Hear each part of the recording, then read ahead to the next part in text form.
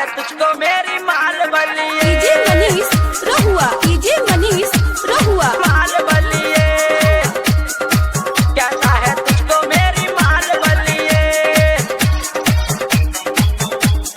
माल बलिए छोटा सा कपड़ा पहनी बिखरा है केस रे, आके मिलाओ एक पैक वाला चेस रे, आके मिलाओ एक पैक वाला चेस रे। छोटा सा कपड़ा पहनी बिखरा है केस रे, आके मिलाओ एक पैक वाला चेस रे, पैक वाला चेस रे। भरा नहीं है गिलास और डाल वाली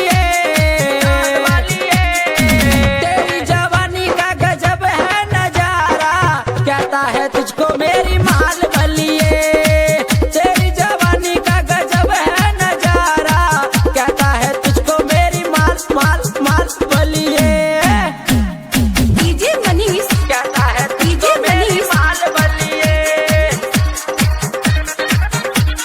माल रहुआ, बलिए रहुआ। कहता है तुझको मेरी माल बलिए। माल बलिए तेरी जवानी देख कर मन नादानी, रमन विवेक विजय करे